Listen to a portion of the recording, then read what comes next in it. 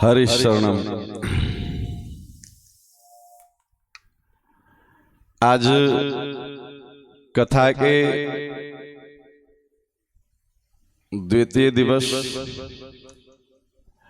बहुत ही सुंदर दो भक्तों की चरित्र है। कल आप श्रवण कर रहे थे भागवत कथा मतलब भगवान के भक्तों की कथा। भगवान की कथा भक्तों की कथा से ही प्रकट होती है।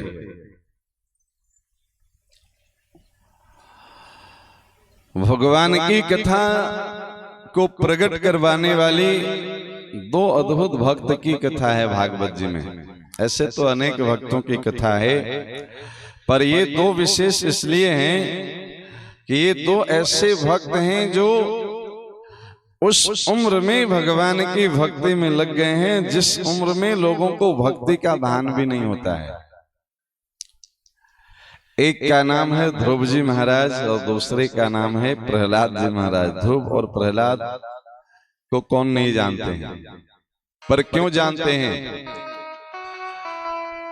इसीलिए तो जानते हैं ये दोनों ऐसे भक्त हैं जो मात्र 5 वर्ष की अवस्था में दृढ़ निश्चय के साथ भगवान को पाने का संकल्प लेकर के भगवान की भक्ति प्रारंभ करते हैं और अगले कुछ ही दिनों में भगवान प्रकट होकर इनको दर्शन देते हैं। दोनों भक्तों की कथा यही है। ध्रुव जी को दर्शन देने के लिए स्वयं भगवान आए, आप प्रहलाद जी की रक्षा के लिए तो भगवान खंबे से प्रकट हो गए। कर्तुम अकर्तुम अन्यथा कर्तुम भगवान की यही विशेषता है। जो जन सामान्य लोग कर सकते हैं वो सब भगवान कर सकते हैं। जो जन सामान्य लोग नहीं कर सकते हैं वह भी भगवान कर सकते हैं। और जो न कर सकते हैं न सोच सकते हैं वह भी भगवान कर सकते हैं। कर्तुम अकर्तुम अन्यथा कर्तुम, वो जो चाहे सो कर सकते हैं, इसीलिए तो भगवान है। जीव जगत में जन्म लेने के लिए माता पिता का होना आवश्यक है, पर देखिए नरसिंह भगवान कहां से प्रकट हुए? खंबे से। बताइए उनके कौन माता कौन पिता?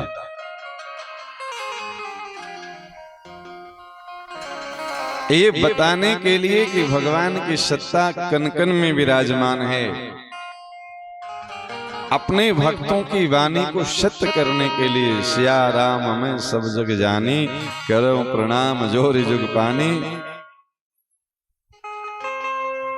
भक्तों के इस भाव को सत्य करने के लिए भगवान खंबे से प्रकट होते हैं। और ये दोनों ऐसे भक्त हैं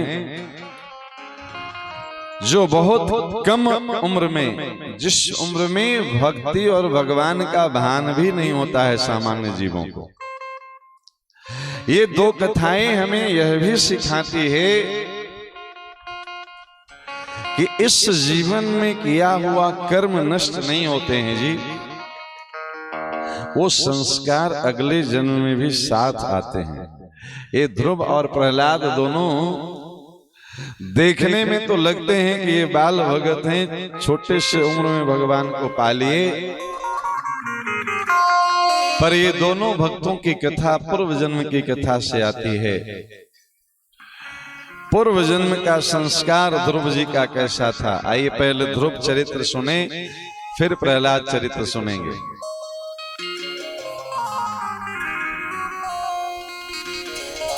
ध्रुव जी महाराज का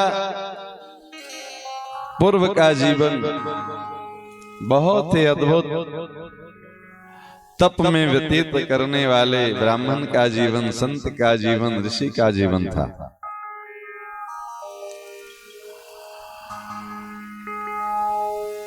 एक दिन जिस वन में ध्रुव जी तप कर रहे थे पूर्व जीवन में, एक संत के वेश में, एक ब्राह्मण के वेश में, एक ऋषि के वेश में एक राजा का आगमन हुआ।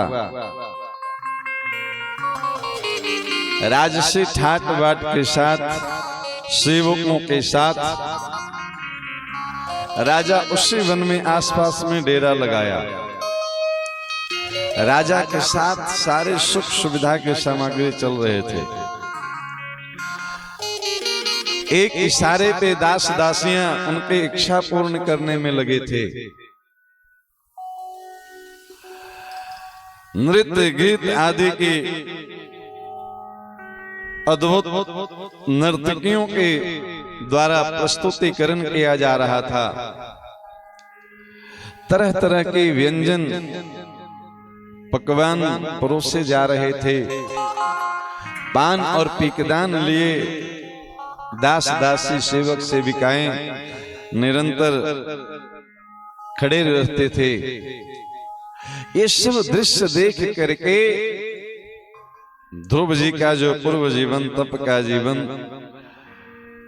संत का जीवन, ऋषि का जीवन, ब्राह्मण का जीवन बीत रहा था, मन में एक भाव आ गया कि व्यर्थ में ही हम शरीर सुखा दिए, कुछ मिला नहीं। अरे जीवन तो ऐसा होना चाहिए, राजा जैसा।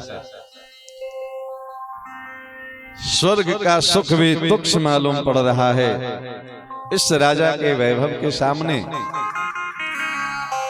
काश ऐसा जीवन हम भी जिए होते।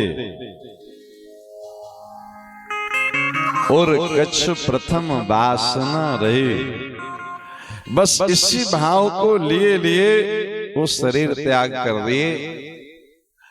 उनके उस शरीर की लीला पूरी हो गई।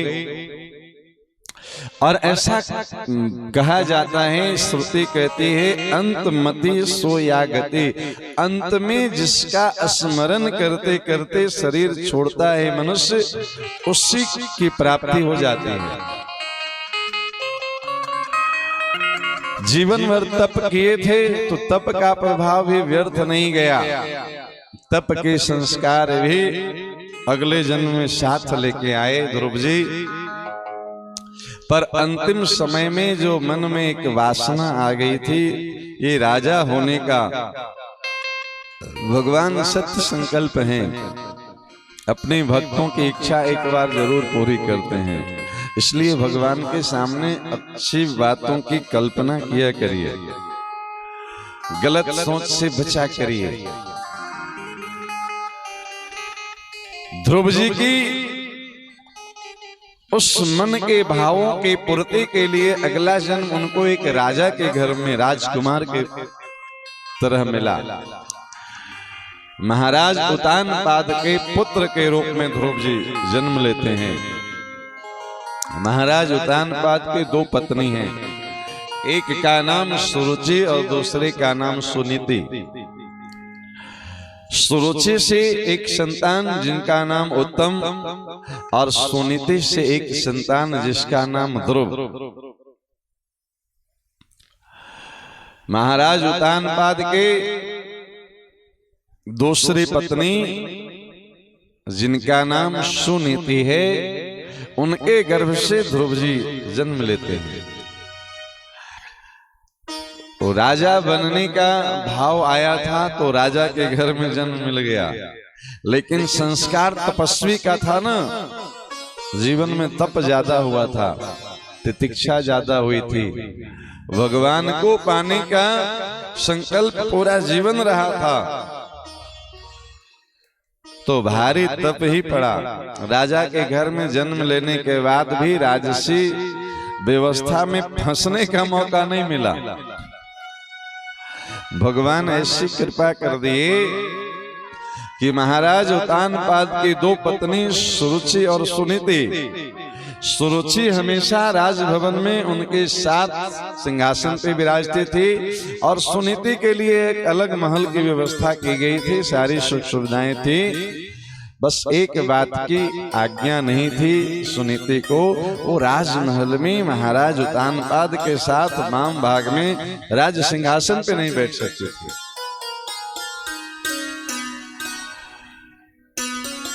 राज्य परिवार में जन्म भी मिल गया और राज्य सुख में फंसने का मौका भी नहीं मिला। क्यों? क्योंकि तप के संस्कार लेकर के प्रकट हुए थे ध्रुव जी। 5 वर्ष का उम्र है ध्रुव जी का। आज पहली बार घर से बाहर खेलने निकले हैं छोटे बच्चों के साथ। अब छोटे बच्चे देख करके बड़े आश्चर्य करें, अरे देखो तो ये राजा का बेटा राजकुमार, और ये हम जैसे सामान्य बच्चों के साथ खेल रहा है।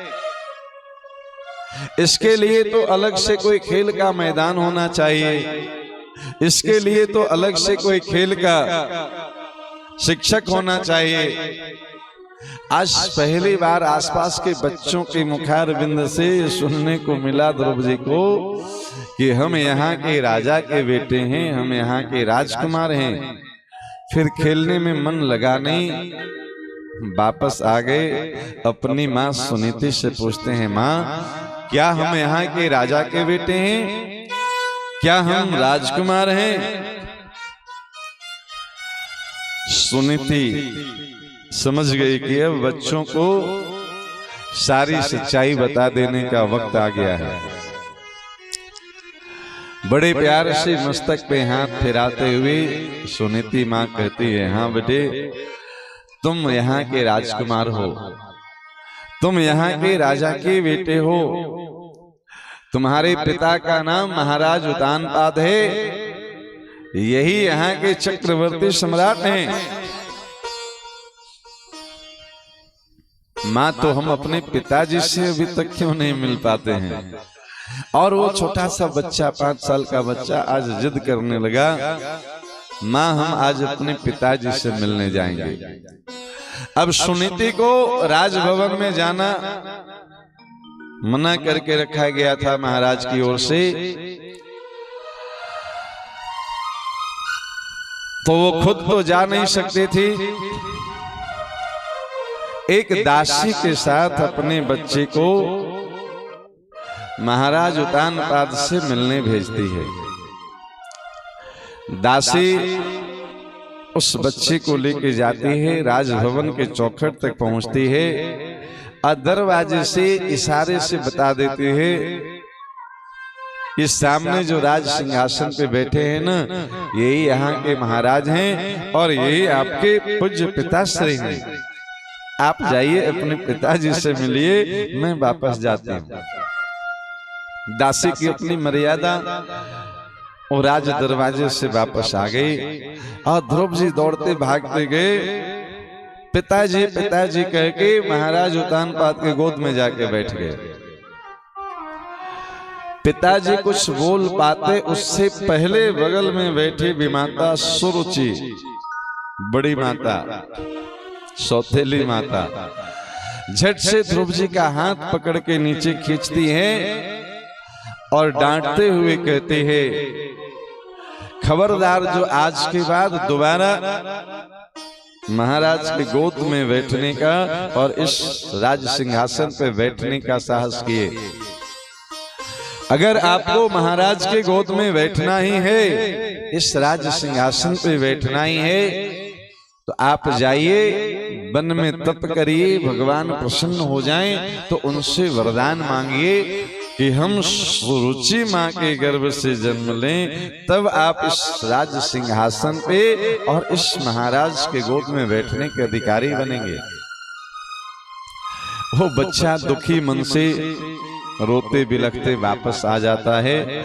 अपनी माँ सुनीति से पूछता है, माँ जब हम पिताजी से मिलने जाते हैं तो वहां मेरी एक और माँ पहले से बैठी थी, वो मुझे मेरे पिताजी के गोद से नीचे खींच ली और डांटते हुए बोली कि आज के बाद तुम पिताजी की गोद में नहीं बैठ सकते हो, अगर बैठना है इनके गोद में तो आप जाइए वन में तप करिए, भगवान प्रसन्न हो जाए तो उनसे वरदान मांगिए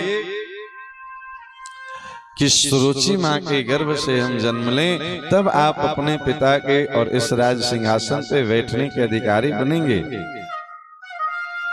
अब देखिए कथा का मर्म समझिए।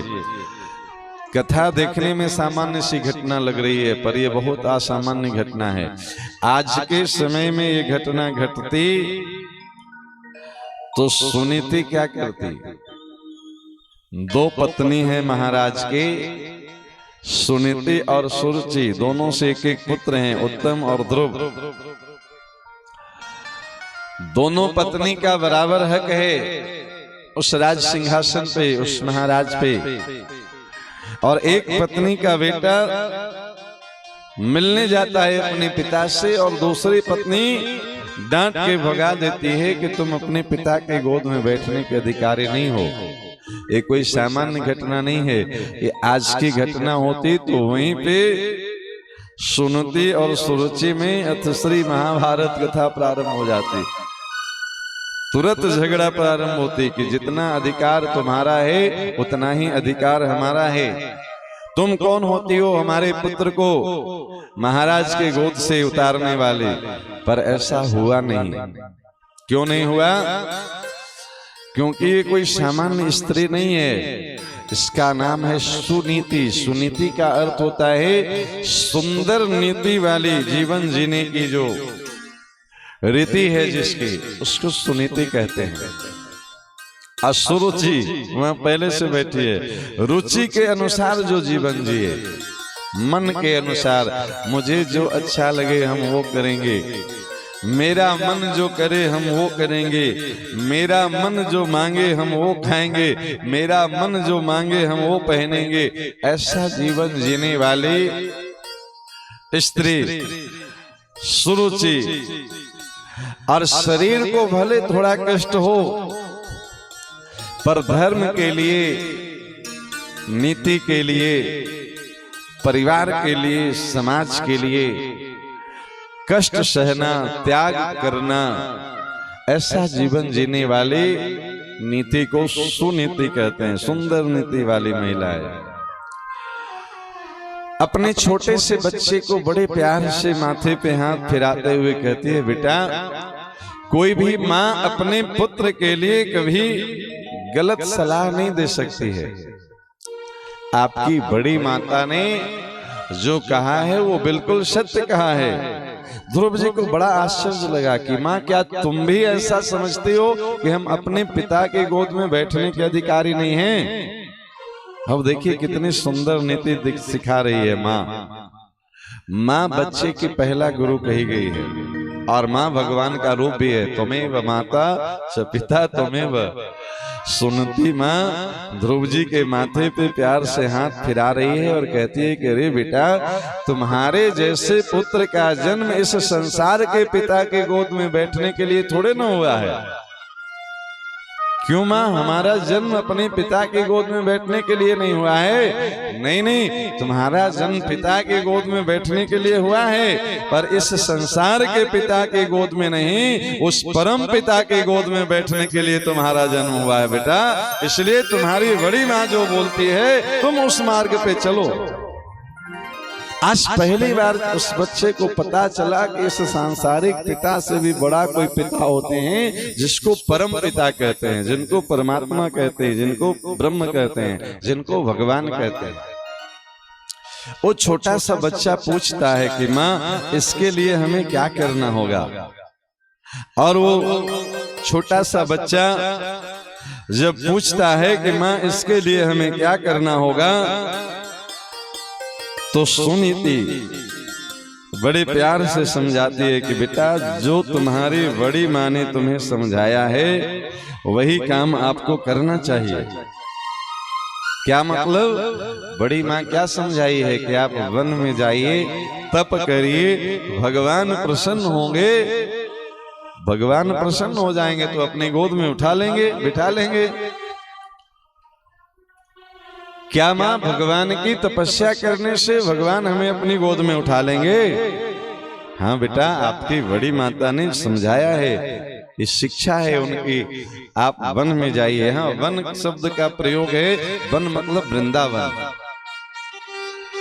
जब जब वन शब्द का प्रयोग आए तो वन मतलब श्रीधाम वृंदावन। ध्रुव जी वृंदावन जाने के लिए 5 वर्ष की अवस्था में तैयार हुए।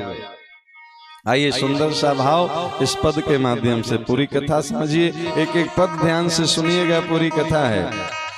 सुनकर माता के बचना मृत ध्रुव उतर गोद से ठाड़ भया।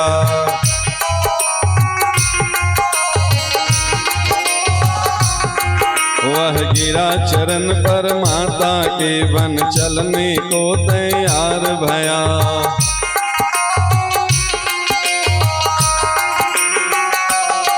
गृह के सुख से मन मोड़ा है, पितु मात से नाता तोड़ा है।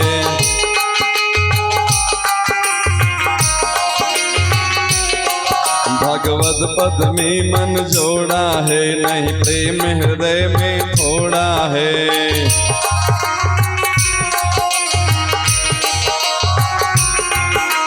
उस छोटे से नन्हा सा प्यारा सा 5 वर्ष का ध्रुव जी जैसे ही सुने कि भगवान की तपस्या करने से भगवान प्रकट होंगे और हमें अपने गोद में उठाएंगे, तुरंत अपने माँ के गोद से उतर के खड़ा हो गए कि माँ आप हमें आशीर्वाद दें, हम वन में जा रहे हैं, वृंदावन जा रहे हैं, भगवान की तपस्या करेंगे, भगवान आए और हमें अपनी गोद में बिठाएं, ऐसा हमें आशीर्वाद दीजिए।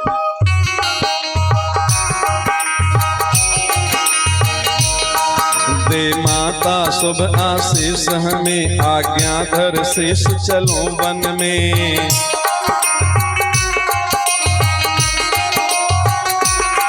रह के भगवत पद सेवन में है श्रद्धा उमर पड़े मन में।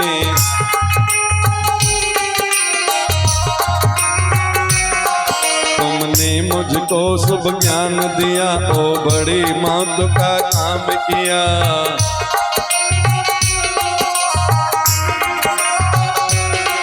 है शुद्ध जनन की यह करनी है, नाम निजन की यह वरनी।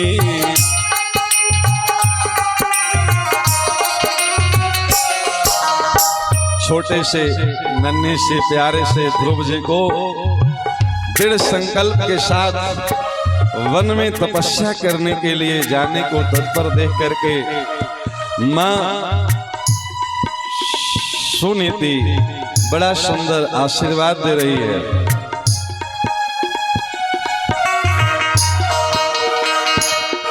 ईश्वर जिसको अपनाता है, सो तुरंत दीन बन जाता है।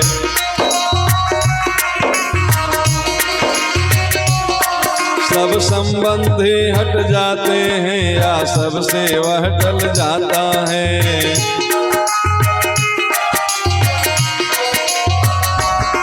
जिसके सन्मुख वह जाता है, तिसको भारी हो जाता है।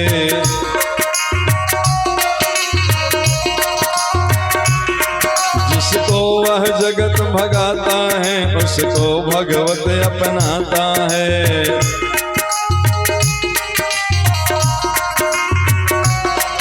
हरि भक्तों को मन भाता है, सुंदर इतिहास बताता है।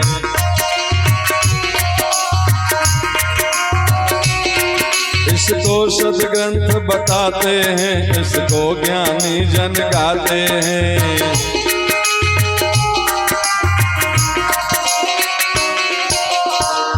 छोटा सा प्यारा सा नन्हा सा बच्चा को फूल सा मुस्कुराता चेहरा, जो कभी अपनी माँ के आंचल से दूर नहीं हुआ, आज वृंदावन में भगवान को पाने का संकल्प लेकर के कठोर तप करने के लिए जा रहा है। एक माँ का हृदय गदगद है और माँ भरे हृदय से आशीर्वाद दे रही है। भगवान सदा कल्याण करे, सब देवन हो सम्मान करे।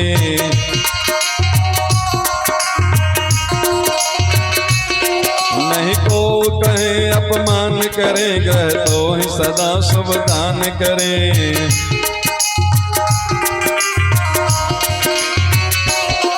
हरि हो तप को फल दान करे, बन जन को मिले वह मान करे।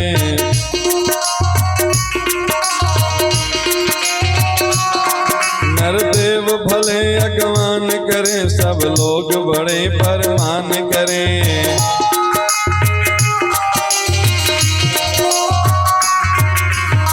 फिर भी एक माँ का हृदय है, अपने छोटे से बच्चे को तप में प्रवृत्त होता हुआ देख करके माँ का हृदय ऐसा सोचती है सुनीति कि कहीं वन की कठोरता को देख करके, वन की कठिनाइयों को देख करके ये छोटा सा बच्चा घबरा न जाए और तप को बीच में छोड़ करके वापस न आ जाए।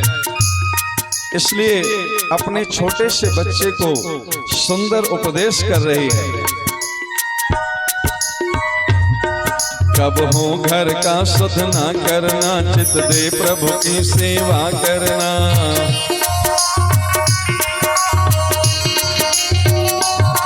प्रभु पद्म चरण मन में धरना, अति प्रेम निरंतर ही करना।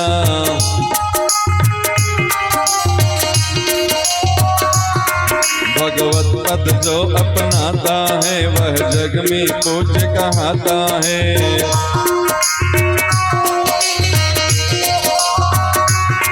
वह चार पदार्थ पाता है, हर के प्रियतम बन जाता है।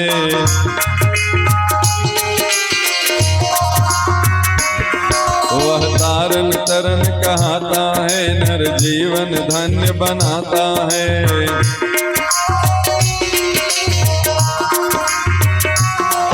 उसको सब शीश झुकाते हैं, भगवान जिसे अपनाते हैं। उसको सब शीश झुकाते हैं, भगवान जिसे अपनाते हैं। उसको सब शीश झुकाते हैं, भगवान जिसे अपनाते हैं। उसको सब शीश झुकाते हैं, भगवान जिसे अपनाते हैं। उसको सब शीश झुकाते हैं, भगवान जिसे अपनाते हैं। ऐसे सुंदर शिक्षा माँ से लेकर के छोटा सा नन्ना सा प्यारा सा ध्रुव जी वृंदावन में जाकर के मधुबन में ब्रज 84 कोस के भीतर ही भगवान की अद्भुत अनुपम छवि का हृदय पटल पे ध्यान करते हुए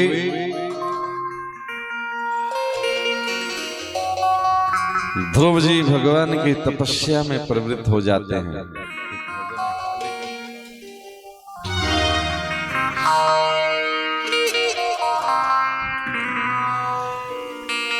पहले महीने में ध्रुव जी अन्न का परित्याग करके तप करते हैं।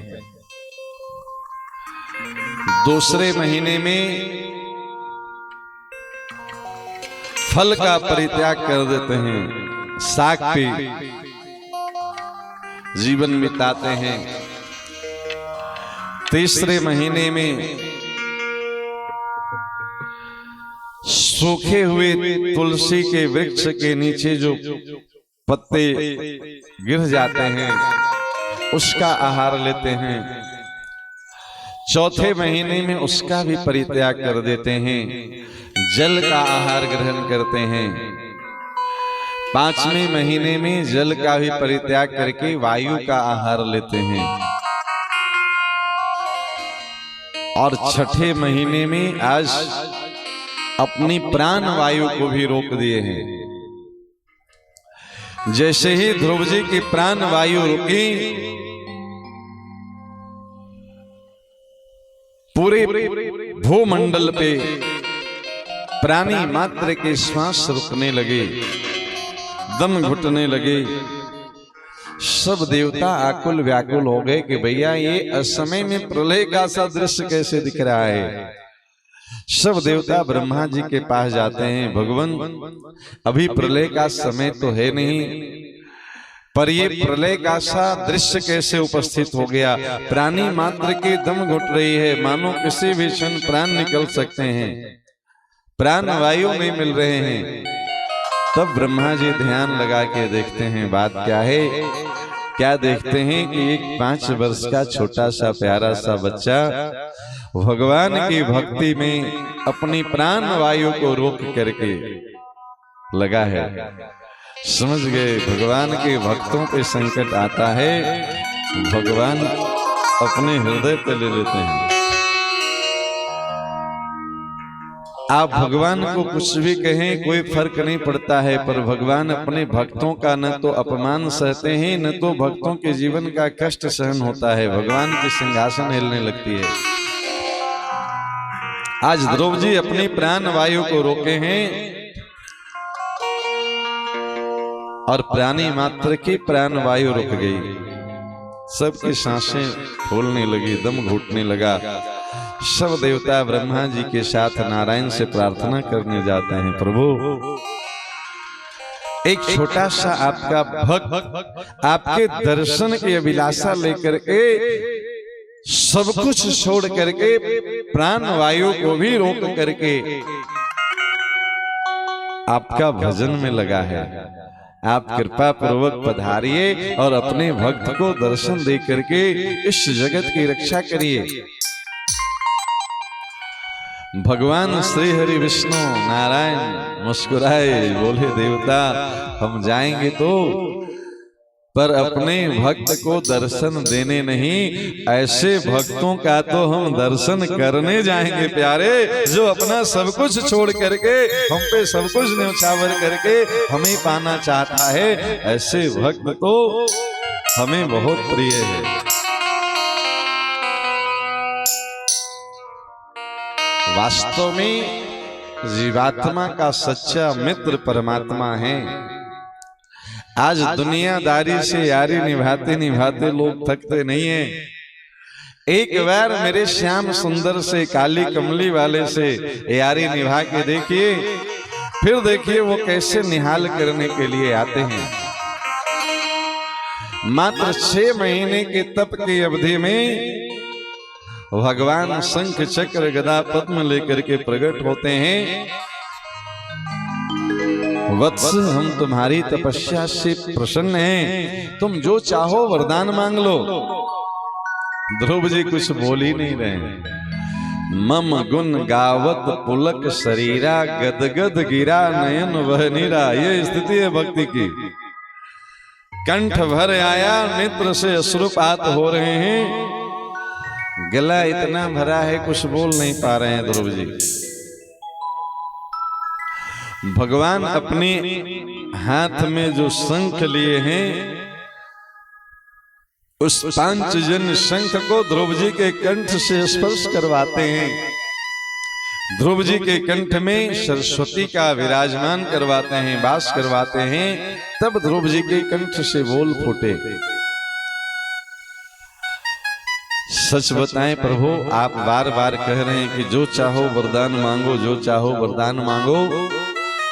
सच्चाई यही है प्रभु कि जब हम तपस्या के लिए आए थे तो मन में ये सोच के आए थे कि जब भगवान प्रकट होंगे, हमारी तपस्या से प्रसन्न हो जाएंगे, तो हम अपने पिता से भी बड़ा राज्य मांगेंगे। क्यों? क्योंकि उस राज्य सिंहासन से अपमानित किया गया था ना ध्रुव जी को। तो मन में ये बात थी कि मौका मिलते हम उससे भी बड़ा राज्य का सिंहासन मांग लेंगे भगवान से। लेकिन एक बात बताएं प्रभु, आपके दर्शन हो गए ना, अब कुछ पाने की इच्छा ही शेष नहीं रही। आए तो कुछ पाने ही थे, पर उस समय आपसे पाने की इच्छा लेके आए थे, पर यहाँ तो आप ही मिल गए। तो जब आप मिल गए तो अब आपसे कुछ पाने की इच्छा शेष बची नहीं। भगवान बोले, बेटा तुम्हें कुछ चाहिए नहीं, पर मेरा दर्शन अमोघ है। मेरा दर्शन का फल दिए बिना हम वापस जाते नहीं हैं। हम जब भी किसी को दर्शन देते हैं तो कुछ न कुछ साथ में उपहार, अनुदान, वरदान देते हैं। ध्रुव जी बोले, प्रभु अगर ऐसा नियम है आपका, तो मेरे लिए जो आप उचित समझें, जो मेरे कल्याण के लिए आपको अच्छा लगे, आप अपनी ओर से दे दीजिए। देखिए, जो भगवान से कुछ नहीं मांगा उसको भगवान क्या दिए। भगवान अपने फ्लैट का रजिस्ट्री कर दीजिए ध्रुव जी के नाम से। बोले आज से हमारे लोक जो साकेत गोलोक के नाम से जाना जाता है वो ध्रुव लोक के नाम से जाना जाएगा। हमारा धाम हमारे भक्त के नाम से जाना जाएगा। प्यारे बोलिए ध्रुव जी महाराज की। चाह गई चिंता गई मन में बेपरवाह, और जिसको कुछ नहीं चाहिए वो बन गए शहंशाह। भगवान का धाम आज भी ध्रुव लोक। ध्रुव का मतलब होता है सत्य। इस पे आगे चर्चा करेंगे। एक सुंदर सा भजन, काली कमली वाला मेरा यार है, मेरे मन का मोहन तो दिलदार है। आइए ये भाव सुने, फिर अभी एक कथा शेष है, अभी इस पे चर्चा बाकी है। पूरी भक्त और भगवान की जय। तू मेरा यार है, मेरा दिलदार है। तू मेरा यार है, मेरा दिलदार है। ओए होए होए होए, काली कमली वाला मेरा यार है, मेरे मन का मोहन तू दिलदार है। ओ काली कमली वाला मेरा यार है, मेरे मन का मोहन तू दिलदार है। तू मेरा यार है, मेरा दिलदार है। तू मेरा यार है, मेरा दिलदार है। ओए होए होए होए, काली कमली वाला मेरा यार है, मेरे मन का मोहन तू दिलदार है।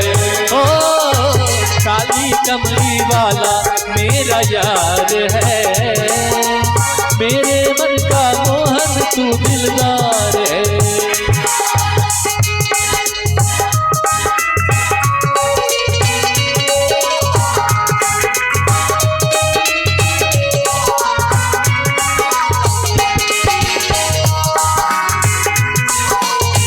जय हो।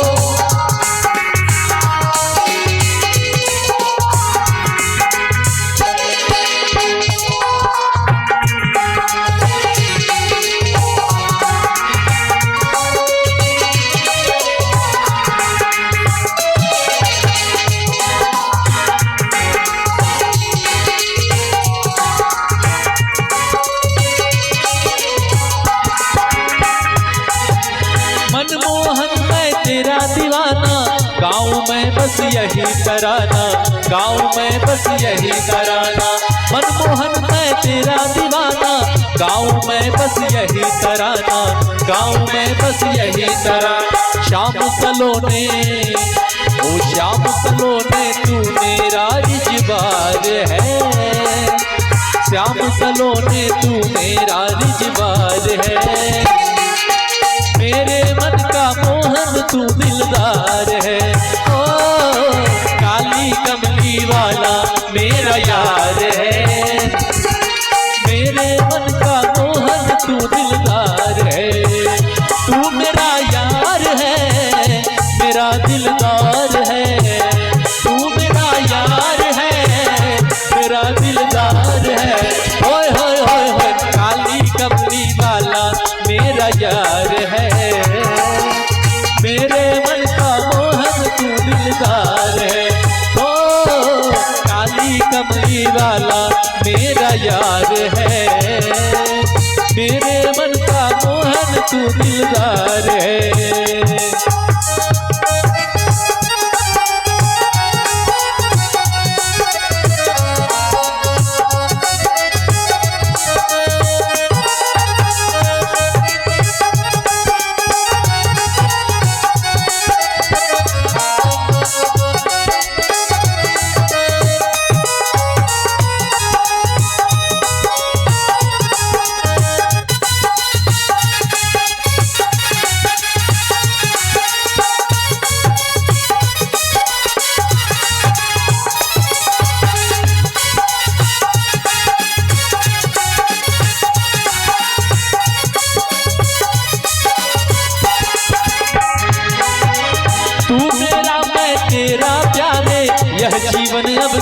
सहारे, यह जीवन अब तेरे सहारे। तू मेरा मैं तेरा प्यारे, यह जीवन अब तेरे सहारे, यह जीवन अब तेरे सहारे। हाथ तेरे इस जीवन की पतवार है, हाथ तेरे इस जीवन की पतवार है। मेरे मन का मोहन तू दिलदार है, ओ काली कमली वाला मेरा यार है। मेरे मन का मोहन तू दिलदार है, तू मेरा यार है, मेरा दिलदार है। तू मेरा यार है, मेरा दिलदार है। ओए होए होए होए काली कमली वाला मेरा यार है।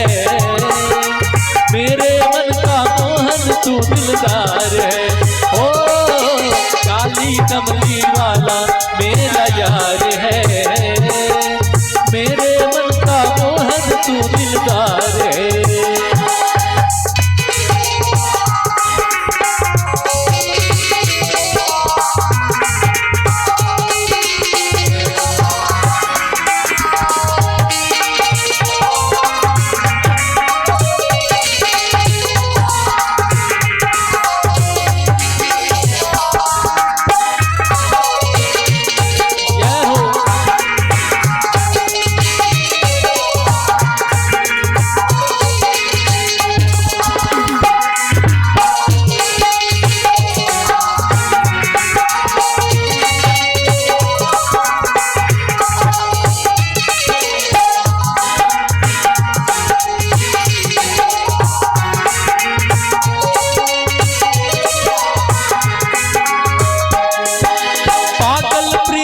एक ही आशा, दर्द दिल दर्शन का प्यासा, दर्द दिल दर्शन का प्यासा।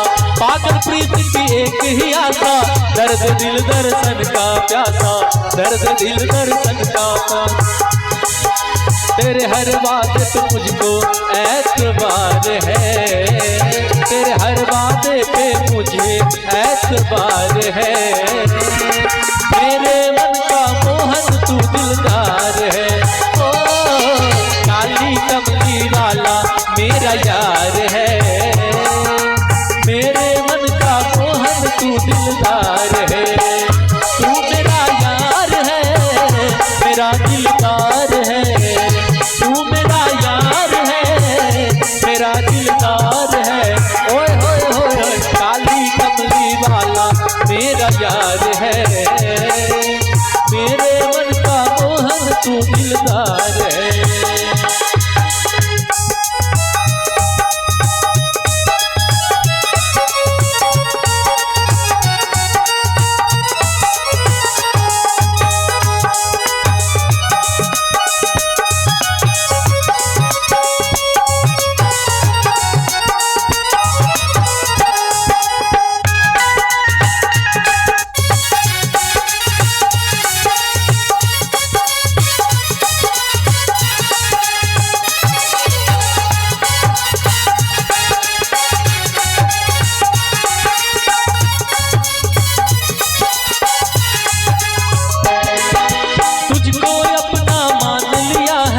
यह जीवन तेरे नाम किया है, यह जीवन तेरे नाम।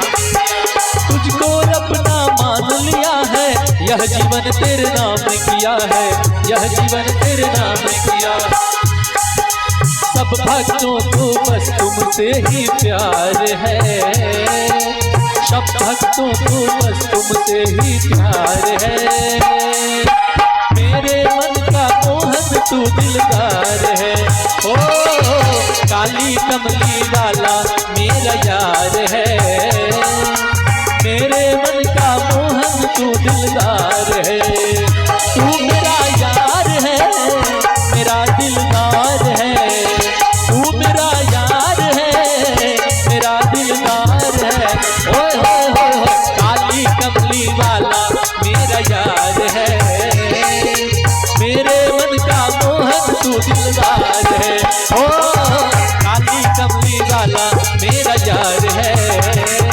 मेरे मन का मोहन तू दिलदार है, ओ काली कमली वाला मेरा यार है।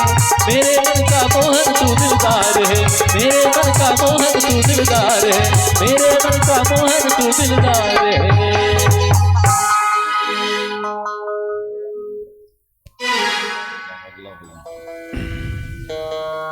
बोलिए वृंदावन बिहारी लाल की जय। अब आइए इस ध्रुव चरित्र का थोड़ा व्यवहारिक पक्ष का दर्शन करें। पौराणिक कथा के साथ साथ व्यवहारिक पक्ष की भी चर्चा हर कथाओं की जरूरी है।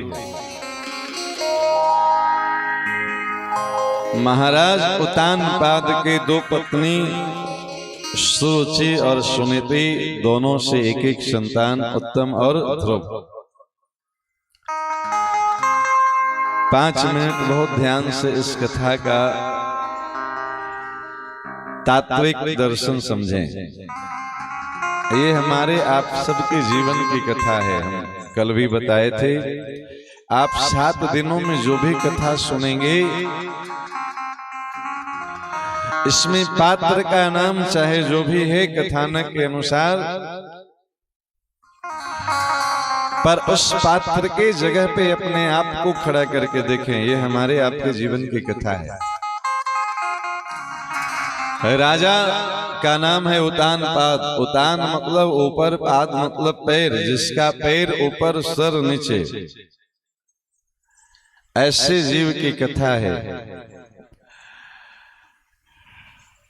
सभी मनुष्यों का जन्म इसी प्रकार से हुआ है। मां के गर्भ में 9 महीने तक हर जीव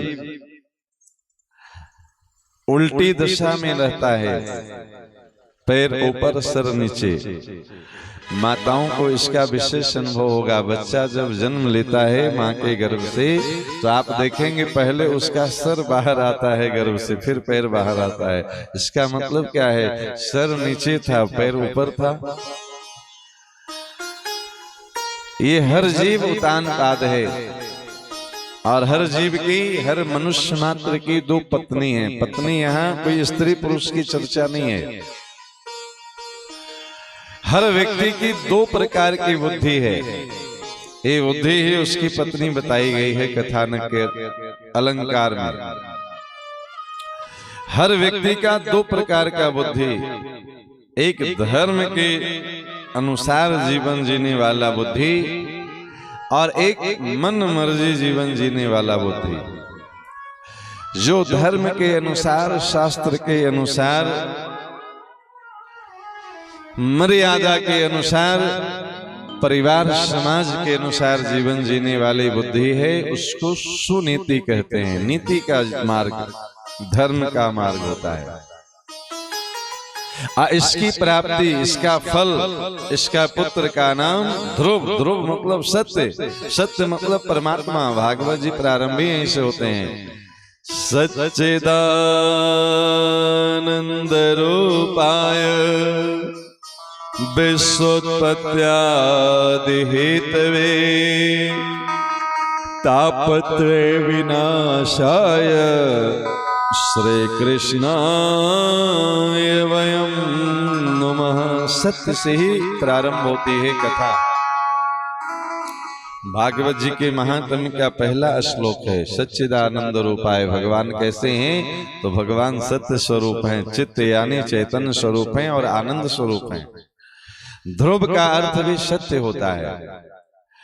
नीति पे चलते हुए, धर्म पे चलते हुए अगर जीवन जिया जाए तो इसका फल सत्य यानी परमात्मा की प्राप्ति होती है। और रुचि के अनुसार जीवन जिया जाए, मन मानी जीवन जिया जाए, मन मानी आहार विहार किया जाए, मन मानी आचरण किया जाए, इसकी प्राप्ति उत्तम। अब उत्तम शब्द का देखिए 2 अर्थ है संस्कृत के अनुसार, शास्त्र के अनुसार। व्यवहारिक अर्थ में आप देखेंगे तो उत्तम का अर्थ श्रेष्ठ होता है। उत्त में तम प्रत्यय लगा हुआ है, सर्वश्रेष्ठ।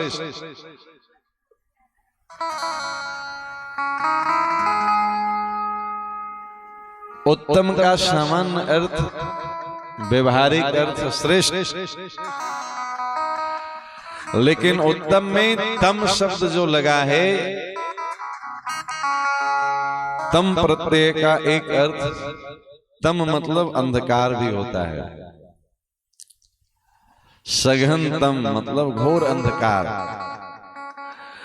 मनमानी आचरण करने वाला व्यक्ति, मनमानी जीवन जीने वाला व्यक्ति वर्तमान में तो उसको ये सब उत्तम दिखाई देता है, अच्छा दिखाई देता है। हम जो चाहे सो कर लिए, हम जो चाहे सो पा लिए, हम जो चाहे सो जी लिए, पर इसका परिणाम अंधकार में होता है। अंधकार में क्यों? इसका परिणाम 84 लाख योनियों में फिर से चक्कर काटना पड़ेगा। 9 महीने तक वो फिर अंधकूप में, माँ के गर्भ में, किस योनि में, किस गर्भ में, कीड़े मकोड़े, घोड़े गधे, कुत्ता बिल्ली, सांप अजगर, न जाने किस योनि में जाना पड़ेगा। आज इस योनि में जाएंगे, फिर से जन्म का वही प्रक्रिया है। 9 महीने तक माँ के गर्भ में वो अंधकार में जीवन बीतेगा। मनमानी जीवन जीना ये वर्तमान में उत्तम यानी अच्छा लगता है, परिणाम अच्छा होता नहीं है। परिणाम इसका अंधकार में 84 लाख योनियों में फिर से भ्रमण करने की तैयारी हो गई, पक्की रजिस्ट्री, एकदम स्टाम्प मोहर लग गया। और जो नीति के अनुसार, धर्म के अनुसार, साधु संतों के बताए अनुसार, सदगुरु के आदेशानुसार जीवन जिए, वर्तमान में उनका जीवन कष्ट में दिखेगा। तप करना, भैया आज एकादशी है तो मनमानी भोजन नहीं कर सकते, इंद्रियों को थोड़ा कष्ट होगा। नवरात्रि है, 9 दिनों तक मनमानी आचरण नहीं करेंगे। यही कार्तिक का पर्व है, माघ का पर्व है, सावन का पर्व है, महीनों महीनों चातुर्मास है। अभी देखिए अधिक मास आने वाला है श्रावण महीने में। लोग नीति का जीवन जीते हैं, तप का जीवन जीते हैं। देखने में थोड़ा कष्ट लगता है, लेकिन इसका परिणाम, इसका फल उत्तम यानी परमात्मा की प्राप्ति। भगवान स्वयं आते हैं अपनी गोद में उठाने के लिए, अपनी भुजाओं में भरने के लिए। ये ध्रुव चरित्र का रहस्य है। कथा सुनना हम बार बार कल भी बताए, इस भाव से न सुना जाए कि 7 दिन कथा सुन लेंगे। कुछ लोग तो न्योता पुराने आ जाते हैं कि पटेल साहब का कार्ड गया है, नहीं आएंगे तो कल वो हमारे यहाँ नहीं आएंगे, है ना जी। कुछ लोग आएंगे 10 मिनट न्योता पूरा करके प्रसाद का पैकेट सुंदर पटेल साहब पहले व्यवस्था कर दिए हैं। प्यारे, उससे ये जीव मीठा होगा, जीवन मीठा नहीं होगा। लीजिए, वो भी मना नहीं है। जो प्रसाद की व्यवस्था है वो तो जरूर लिया जाए, पर वास्तव में जीवन को संवारने वाली जो प्रसाद है वो व्यासपीठ का ज्ञान प्रसाद है। प्यारे, इससे सब कुछ प्राप्त होने वाला है। संसार का न्योता पुराते पुराते जीवन बीत जाएगा। संसार को आप प्रसन्न नहीं कर सकते हैं। दुनिया का एक व्यक्ति आप हमको बताइए जो जीवन में सबको प्रसन्न कर लिया हो, जिससे कोई नाराज ना हो। ऐसा कोई व्यक्ति है आपके नजर में? संभव नहीं है। हमारे आपसे क्या होंगे जी? भगवान आए, भगवान से कोई 100% प्रसन्न नहीं हुआ। रामकृष्ण से सब लोग प्रसन्न थे। अरे, जिनके नाम से पूरी दुनिया माला फेर रही है, उस भगवान कृष्ण को शिशुपाल माला लेके गाली देता था। जैसे आप 108 दाना का 12 अक्षर मंत्र जपते हैं ना, वैसे वो गाली का माला जपता था शिशुपाल रोज। जब लोग भगवान को कुछ भी कहने से नहीं चूकते हैं, तो हम आप कौन होते हैं जो सबको प्रसन्न कर लें? लेकिन दुनिया को प्रसन्न कर ले, अच्छी बात है, वो व्यवहार हम मना नहीं कर रहे हैं, वह भी निभाइए। पर जब मौका मिले, भगवान की बारी आए ना, तो दुनिया के व्यवहार से थोड़ा आगे बढ़ करके भगवान से व्यवहार निभाइए प्यारे। समझे कि नहीं? क्योंकि एक ठाकुर जी प्रसन्न हो गए तो कोई फिर नाराज भी हो जाए तो क्या फर्क पड़ता है। और एक भगवान प्रसन्न नहीं हुए तो पूरा दुनिया को प्रसन्न कर ले। रावण का अपना परिवार कितना है तो कबीरदास जी लिखे हैं, 1 लाख पूत 1.25 लाख नाती। सोचिए, 2.25 लाख वोट भैया घर में लेके बैठा था वो, कभी इलेक्शन हारता। लेकिन इसके अगली पंक्ति बड़ा अद्भुत है। 1 लाख पूत 1.25 लाख नाती, ता रावण घर दिया न बाती। कोई दिया बारने वाला नहीं बचा, सबको प्रसन्न किए हुए था, बस भगवान के विरुद्ध चल रहा था, राम जी को प्रसन्न नहीं किया था। क्या बचा उसके पास? सोने की लंका बना लिया। हनुमान जी गए, उसमें भी आग लगा के चले आए। पुत्र का नाम अक्षय रख लिया। अब अक्षय रख देने से कोई अमर थोड़े हो जाएगा। हनुमान जी गए, सबसे पहले वहीं से प्रोग्राम शुरू किए। अक्षय कुमार कुमार संहारा, लोम लपेट लंक को जारा। और एक भगवान को प्रसन्न कर लिया। कौन? कौरव और पांडव में युद्ध हुई तो कौरव को भगवान पूरी नारायणी सेना दे दिए और अर्जुन भगवान को ले लिया अकेले। भगवान बोले बेटा हम लड़ेंगे नहीं, अस्त्र शस्त्र नहीं उठाएंगे। अर्जुन बोला आपको लड़ने की जरूरत भी क्या है? अरे आप तो संकल्प से सब कुछ कर लेते हैं, आपको लड़ने भिड़ने की क्या जरूरत है? तो फिर हमें क्या काम दोगे? अर्जुन बोला आप चुपचाप हमारे रथ की बागडोर अपने हाथ में ले लीजिए। रथ की बागडोर का मतलब वो घोड़ा वाला रथ की बागडोर नहीं दिया था अर्जुन, वो अपनी जीवन की रथ की बागडोर सौंप दिया था कृष्ण के हाथों में। प्यारे, परिणाम ये हुआ कि बड़ा से बड़ा सेना लेके उतरने वाला कौरव भी सांस फूल गया जी। इच्छा मृत्यु का वरदान लिए थे विष्णु पितामह, क्या बिगाड़ लिए? उनको भी बाण पे धराशायी कर दिया गया। आप पड़े रहिए, इच्छा नहीं है मरने का तो मरने का नहीं इच्छा है, बाण पे पड़े रहिएगा। आप क्या कर लीजिएगा?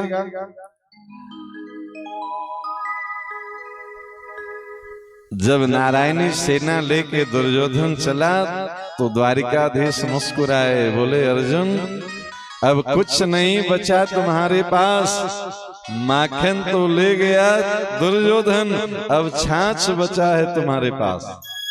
अरे पूरी नारायणी सेना ले गया दुर्योधन, ये निहत्था कृष्ण को लेके तुम क्या करोगे?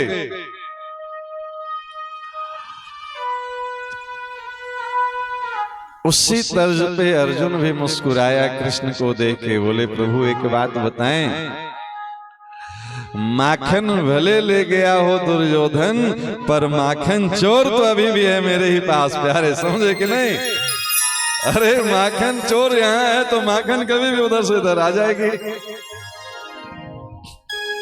एक कृष्ण पांडव के पक्ष में हो गए तो कौरव के पक्ष में एक से एक बढ़ करके रथी, अधिरथी, महारथी सब पड़े थे जी। विष्णु पितामह, द्रोणाचार्य, कृपाचार्य, शल्य जैसे सारथी, कर्ण जैसे वीर, कुछ नहीं बना।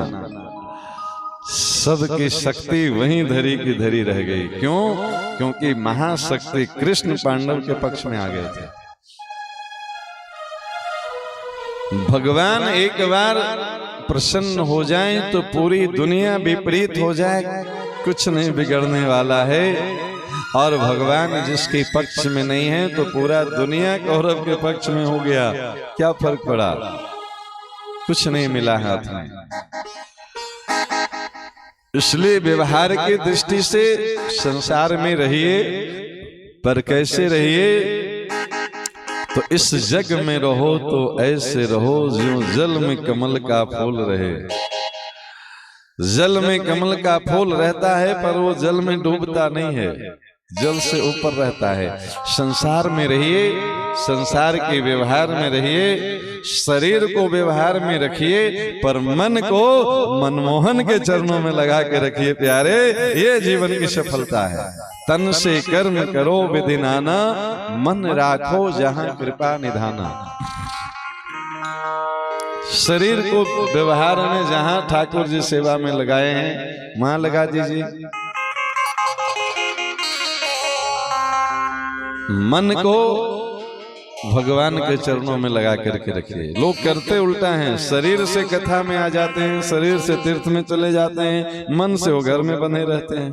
नहीं जी, शरीर से कथा में है और मन घर में है, परिणाम क्या होता है?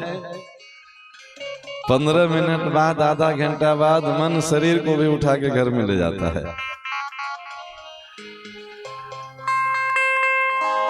और जो मन से कथा में है उनका शरीर यहाँ नहीं भी है, तो इस लाइव रिकॉर्डिंग के माध्यम से सैकड़ों हजारों लोग आपके यहाँ से हजारों किलोमीटर दूर बैठ के भी कथा सुन लेते हैं। वो पंडाल में नहीं बैठ पा रहे हैं, आने की सुविधा नहीं है। पर एक दो नहीं, आप हमारे चैनल खोलिए, कथा शुरू होगी, पंडाल में आने वाले लोग लेट से आएंगे, पर लोग लाइव देखने वाले लोग तुरंत जुड़े रहते हैं। क्यों? क्योंकि उनका शरीर घर में है, मन भगवान में लगा है। सैकड़ों कथाएं मिलेगी, आप खोल के देखिए, हजारों लोग घर बैठे देख रहे हैं। कोई 500 किलोमीटर दूर है, कोई 2000 किलोमीटर दूर है। अरे किसी दिन किसी कारण से नेटवर्क की गड़बड़ी हो, इलेक्ट्रॉनिक मीडिया के माध्यम से कुछ कभी कभी होते रहती है। अंतिम आरती कभी अगर कथा में कट गई और नहीं दिखाई गई तो दूसरे दिन 10 लोग फोन करते हैं, महाराज जी हम लोग पूरी कथा सुनते हैं, आरती से क्यों वंचित रखते हैं हमको, आरती भी पूरा दिखाया करिए। सोचिए, पूरी कथा सुन लेने के बाद 3 घंटा 5 मिनट की आरती छूट जाती है, घर में बैठे उनको कष्ट होता है कि महाराज आरती भी हमको मिल जाए तो बड़ी कृपा होगी। क्यों? क्योंकि उनका तन कहीं हो, मन भगवान से लगा हुआ है। मन नहीं लगा तो तन यहाँ बैठ करके भी लोग गप करेंगे, इधर उधर की बातें करेंगे, कथा में बैठे बैठे फोन आएगा, मोबाइल लेकर के किनारे चले जाएंगे। ये सब हम आपको हंसाने के लिए नहीं कह रहे हैं, ये ग्रंथ की बात है। गोस्वामी जी कहते हैं, तुलसी पूरब पाप से हरि कथा न सुहाए। कोई न कोई पूर्व जन्म का पाप माथे पे सवार होगा, आपको कथा से उठा करके ले जाएगा। कोई न कोई बहाना बनेगा, समझे कि नहीं? बहाना घर वाले बनेंगे, परिवार वाले बनेंगे, साथी दोस्त बनेंगे, मोबाइल बनेंगे, कुछ नहीं होगा तो आलस बनेगा। लेकिन इस सब के बीच में क्या है, तो गोस्वामी जी से पूछिए, वो कहते हैं कि प्यारे ये बहाना तो अभी दिख रहा है, मूल में उसके जीवन में किसी न किसी जन्म का पाप जागृत हो गया है, उसको कथा में बैठने नहीं देगा। जुआ खेलने वाले, शराब पीने वाले अगर पुलिस की गाड़ी देख लें तो उसको ताश खेलने में मन लगेगा? नहीं लगेगा ना जी। वो देख के भागेगा कि नहीं भागेगा? वो कितनों बैठाइए कि नहीं भैया 500 रुपया देंगे, बैठ के खेलो, नहीं खेलेगा। उसी प्रकार से जिसके माथे पे पाप बैठ गया है, किसी न किसी जन्म का पाप सवार है, आप लाख उसको फोन करके बुलाइए, कार्ड दे के बुलाइए, नाश्ता चाय करवाइए, वो बैठेगा नहीं। 15 मिनट बस न्योता पुराएगा, चला जाएगा। ये देखने में लगता है कि वो बहुत व्यस्त है, बहुत व्यस्त व्यक्ति नहीं है। मैं किसी को पर्सनल नहीं बता रहा हूं, व्यासपीठ कभी पर्सनल किसी की बातें करती नहीं है। जो बातें हम आपको बता रहे हैं वही हम पे भी लागू होता है। भगवान का नियम सब जीवों पे बराबर है। अच्छे काम में मन नहीं लग रहा है, भगवान की भक्ति में मन नहीं लग रही है, इसका मतलब है कि किसी न किसी जन्म का पाप जागृत हुआ है। और भगवान की कथा में मन लग रहा है, इसका मतलब है कि किसी न किसी जन्म का पुण्य जागृत हुआ है। ये भागवत जी में लिखा हुआ है, श्लोक आप पढ़ लीजिए। भाग्योदयेन बहुजन्म समर्जितेन सत्संगमं च लभते पुरुषो यदावे। ये भागवत जी के महात्म्य का श्लोक है। भाग्योदयेन, जब भाग्योदय होता है, कब का? तो बहुजन्म समर्जितेन, बहुत जन्मों में किसी जन्म का या बहुत जन्म का जब भाग्य समर्जितेन, अर्जित किया हुआ पुण्य जब जागृत होता है, तब सत्संग मम च लभते पुरुषो यदावे, तब भगवान की कथा सत्संग में बैठने का मन बनता है। ये बहुत आसान नहीं है।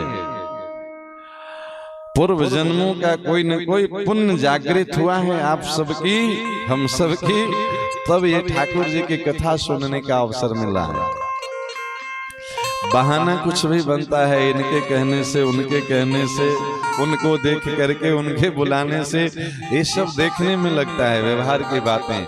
मूल बातें ये है ठाकुर जी की कृपा हो गई है, इसलिए कथा में बैठने का मौका मिल रहा है। कथा में बैठने का मौका न मिले, मंदिर में जाने का मौका न मिले, भगवान का दर्शन करने का मौका न मिले, ये मत समझिए कि हम बहुत बड़े आदमी हो गए हैं, इसको अपना स्टेटस मत मनवाइए। आप एक क्षण के लिए यह भी सोचिए कि हमारा दुर्भाग्य है कि भगवान अपने सामने बैठने का मौका नहीं दे रहे हैं।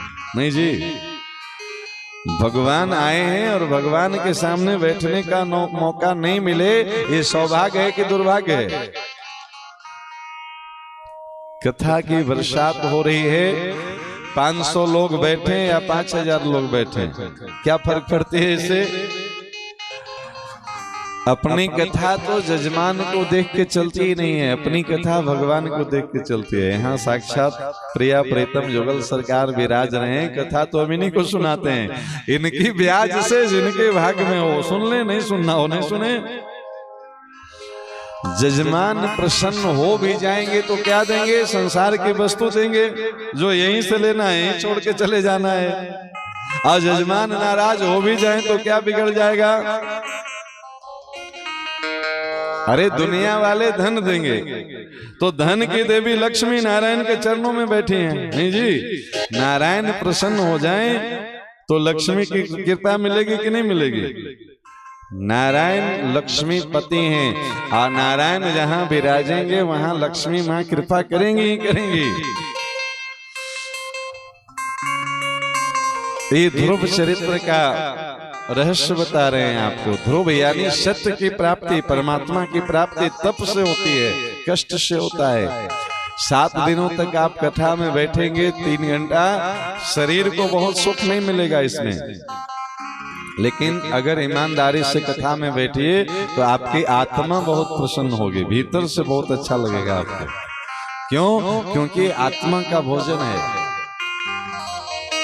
ईश्वर अंश जीव अविनाशी, हम जीवात्मा परमात्मा का अंश हैं, और परमात्मा की कथा, परमात्मा की चर्चा कर, परमात्मा की भजन कीर्तन, यही आत्मा का भोजन है जो इन 7 दिनों में कराया जाएगा। शरीर का भोजन तो सबको पता है, सुबह से शाम तक सब उसकी व्यवस्था भी करते रहते हैं। यहाँ शरीर का भोजन नहीं, यहाँ आत्मा को मजबूत बनाने की व्यवस्था है। 7 दिनों तक आप ये भोजन कर लीजिए, आत्मा इतनी पुष्ट हो जाएगी, शरीर ऐसे ही ऊर्जावान बना रहेगा। साधु संतों का जीवन देख लीजिए, कुछ थोड़े से फल फूल खा लिए, झरने का जल पी लिए, उतने से मौज में रहते हैं जी। चेहरे पे ओजस तेजस वर्चस की वर्षा होती है। अपनी कल्याण की तो चले क्या, वो जिनका कल्याण संकल्प कर ले उसका कल्याण कर देते हैं। ये है विशेषता। तो इस ध्रुव चरित्र की व्यवहारिक जीवन में अगर हम उपयोग सीखें तो नीति के लिए, धर्म के लिए, सत्य के लिए, परमात्मा की प्राप्ति के लिए थोड़ा कष्ट सह करके भी, थोड़ा त्याग करके भी भगवान की सेवा में, भगवान की भक्ति में हमारा जीवन लगना चाहिए। ये ध्रुव चरित्र का फल है। छोटे से 5 साल का बच्चा और श्रीधाम वृंदावन जाकर के तप में लग गए। नहीं, अरे महाराज पूरा जीवन बीत जा रहा है और वृंदावन जाने का मन नहीं बन रहा है, फुर्सत नहीं है महाराज। ये काम कर लें तो कर लें, ये काम कर लें तो चलें। लोग सोचते सोचते दुनिया से चले जाते हैं, मन नहीं बनता है। 5 साल का बच्चा का मन बना और 5 महीने के तप से 6ठे महीने में भगवान को प्रकट कर लिए। जो लोग वृंदावन में जाकर के बांके बिहारी का दर्शन कर लिए वो तो सौभाग्यशाली हैं। आइए आज हम यहाँ बैठे बैठे श्री धाम वृंदावन की यात्रा करवाते हैं। चलिए अपने मन से, शरीर कहीं रहे मन को ले चलिए मनमोहन के चरणों में श्री धाम वृंदावन बांके बिहारी का दर्शन करने। मेरा मन पंछी ये बोले उड़ वृंदावन जाऊं, ब्रज की लता पता में मैं राधे राधे गाऊं। बड़ा सुंदर भाव। बोलिए वृंदावन बिहारी लाल की जय। मेरा मन पंछी ये बोले उड़ वृंदावन जाओ, ब्रज के लता पता में मैं राधे राधे गाऊं। मैं राधे राधे गाऊं, मैं श्यामा श्यामा गाऊं। मैं राधे राधे गाऊं, मैं श्यामा श्यामा गाऊं। मेरा मन पंछी ये बोले मेरा मन पंछी ये बोले उड़ वृंदावन जाओ, ब्रज के लता पता में मैं राधे राधे गाऊं। मैं राधे राधे गाऊं, मैं श्यामा श्यामा गाऊं। मैं राधे राधे गाऊं, मैं श्यामा श्यामा गाऊं। मेरा मन पंछी ये बोले।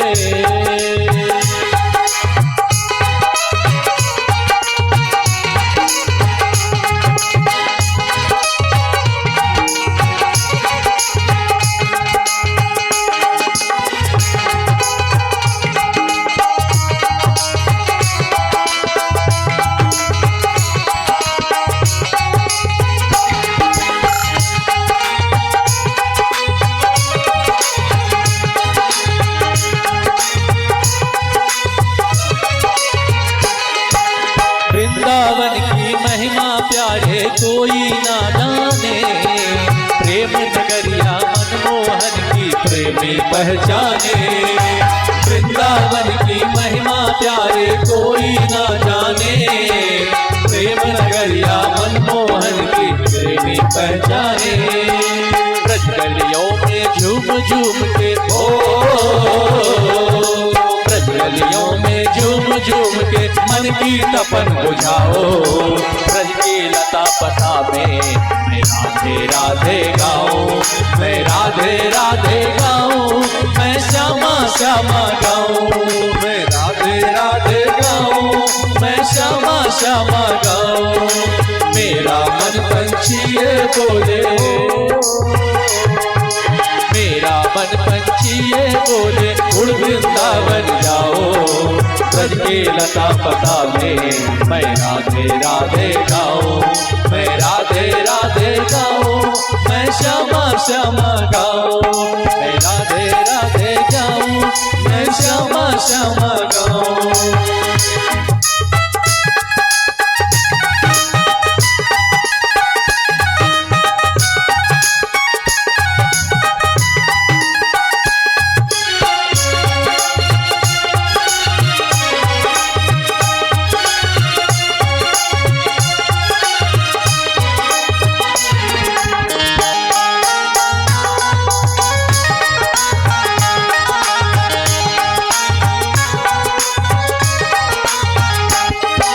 निधिवन जी ने जहाँ कन्हैया रास रचाते हैं, प्रेम भरी अपनी बांसुरिया मधुर बजाते हैं।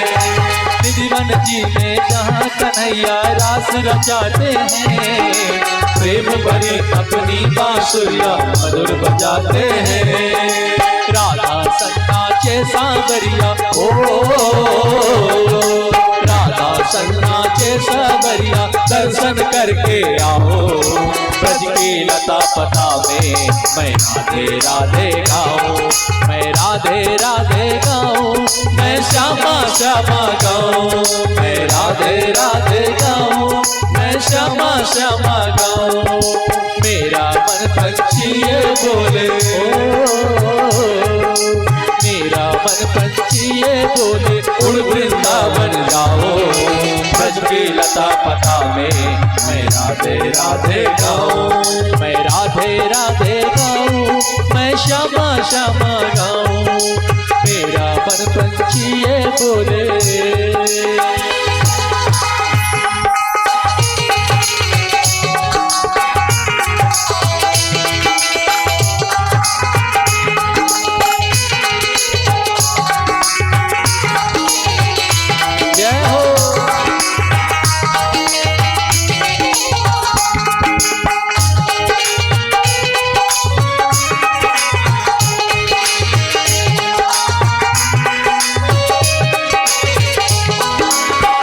छबीले कृष्ण पिया तेरी याद सताती है, कर काली कोयल मन तड़पाती है।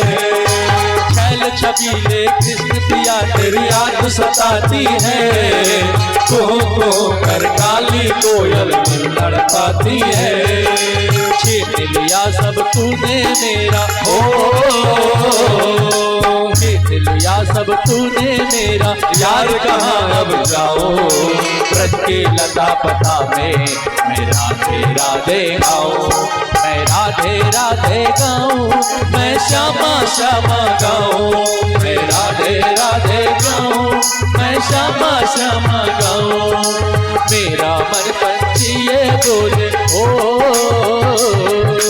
मेरा मन पंछी ये बोले, उड़ वृंदावन जाओ। ब्रज के लता पता में मैं राधे राधे गाऊं, मैं राधे राधे गाऊं, मैं श्यामा श्यामा गाऊं, मैं राधे राधे गाऊं, मैं श्यामा श्यामा गाऊं।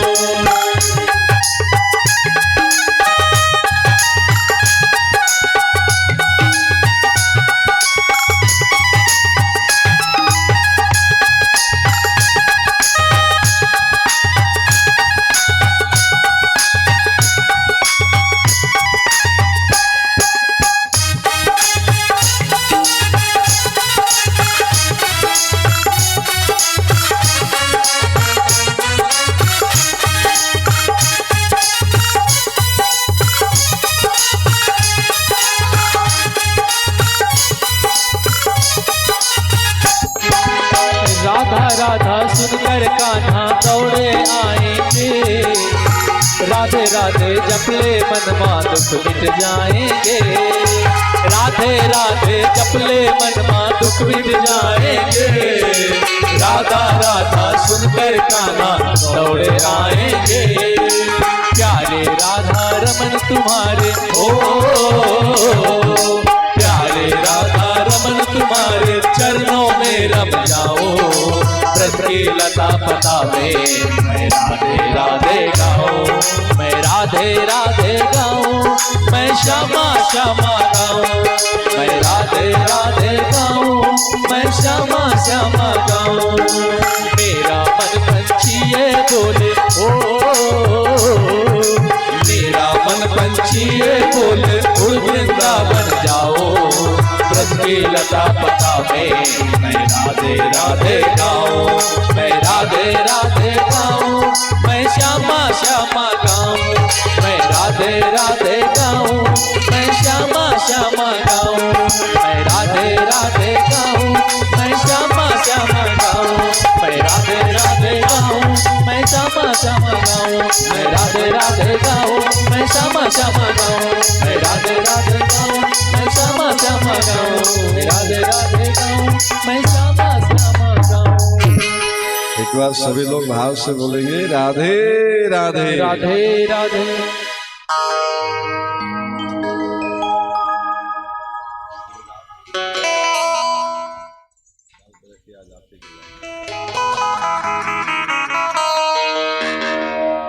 अब आइए बहुत सुंदर प्रहलाद चरित्र की कथा, पहले पौराणिक कथा और साथ साथ व्यवहारिक कथा।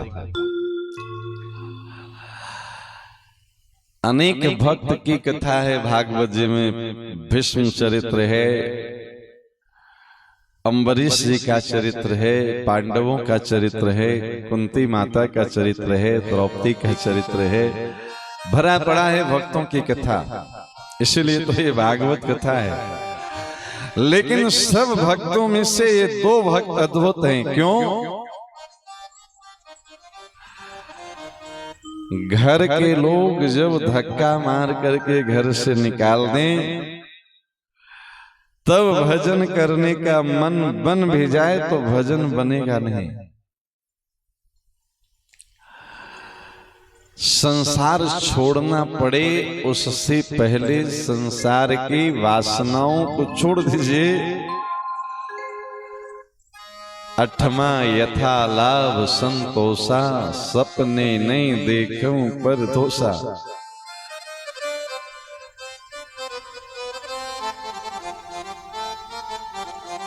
लोगों से ठुकराए जाने पे नहीं। जब घर के लोग कह दें कि अब ये किसी काम का नहीं बचा है, अरे महाराज जब संसार वाले के काम के नहीं बचे, अब भगवान के किस काम के। भगवान को खिला हुआ पुष्प चढ़ाए जाते हैं, मुरझाया पुष्प तो वहां से भी उतार देते हैं पुजारी लोग। ये बचपन का शरीर, इस शुद्ध मन, शुद्ध अंतःकरण, 5 वर्ष की अवस्था विकारों से मुक्त अवस्था होती है, जहां विकार का अभी जन्म ही नहीं हुआ है, संसार भीतर प्रवेश ही नहीं किया है। उस अवस्था में भगवान की भक्ति बनने लगे। अरे ध्रुव जी तो महाराज 5 वर्ष की अवस्था में लगे थे। वैसे तो आप कथा सुने, वो पूर्व जन्म से भगवान के भजन में लगे थे, पर प्रहलाद जी की कथा और अद्भुत है। ये माँ के गर्भ से भजन में लगे हैं। कैसे, ये सुनिए अद्भुत कथा। भगवान वैकुंठनाथ के 2 पार्षद हैं, जय और विजय। सनकादिक भगवान का अपराध बन गया। 3 बार सनकादिक भगवान को भगवान से मिलने से रोके जय विजय, और सनकादिक ऋषि श्राप दे दिए कि तुम 3 बार भगवान से मिलने से हमको रोके हो, जाओ 3 जन्मों में तुम राक्षस बनोगे। यही जय विजय एक जन्म में हिरण्यकशिपु और हिरण्याक्ष सतयुग में, त्रेता में यही जय विजय रावण और कुंभकर्ण, और द्वापर में यही जय विजय शिशुपाल और दंतवक्र बन के आया। तो प्रथम जन्म जय और विजय का हिरण्यकशिपु और हिरण्याक्ष, ये 2 अपने भाई। हिरण्याक्ष पृथ्वी को पाताल में ले जाकर के रखा है। 12 भगवान प्रकट हुए और हिरण्याक्ष को मार करके फिर से पाताल से पृथ्वी को ऊपर लाके अवस्थित कर दिए। जब पृथ्वी को पाताल में ले गया था तो पूरा जल प्रलय हो गया था, जल ही जल हो गए थे पृथ्वी पे। उस जल के मध्य में पृथ्वी को ला करके 12 भगवान अवस्थित कर दिए। आज भी आप इसका प्रमाण देखिए, पृथ्वी को जहां ढूंढिए खोदिए तो कहीं 50 फीट पे, कहीं 100 फीट पे जल मिल जाएगा। ये जल में ही स्थित है पृथ्वी। और कैसे सुंदर भगवान की व्यवस्था। बाहर जल में मिट्टी डालिए वो गल जाएगा, पिघल जाएगा, पर ये जल पे ही पूरी पृथ्वी स्थित है और इसको कुछ नहीं होता है। ये है करतुम अकर्तुम अन्यथा करतुम। भगवान चाहें तो जल के बीच में मिट्टी को रख दिए हैं, आप जब चाहें जितना चाहें जल निकालते रहिए, मिट्टी का कुछ बिगड़ेगा नहीं। ये भगवान के संकल्प से टिकी है पृथ्वी। आधार के रूप में शेष भगवान को लगा दिए। तो हिरण्याक्ष का उद्धार करने के लिए भगवान वाराह के रूप में अवतार लिए और हिरण्यकशिपु का उद्धार के लिए भगवान नरसिंह के रूप में अवतार लेंगे। हिरण्यकशिपु एक दिन अपनी पत्नी कयाधु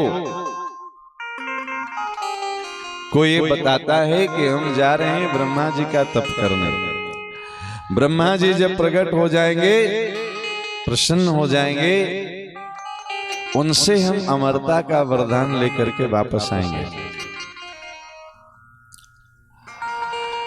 एक पर्वत शिखर के नीचे जाकर के एक वृक्ष के नीचे अपने दोनों पैरों के अंगूठे पे खड़ा हो जाता है, दोनों हाथ ऊपर करके ब्रह्मा जी को पुकारता है, ओम ब्रह्मदेवाय नमः, ओम ब्रह्मदेवाय नमः, ओम ब्रह्मदेवाय नमः। इतने में एक तोता आकर के उसी वृक्ष पे बैठता है और वो मनुष्य जैसे आवाज में बोलना प्रारंभ करता है, ओम नारायणाय नमः, ओम नारायणाय नमः, ओम नारायणाय नमः।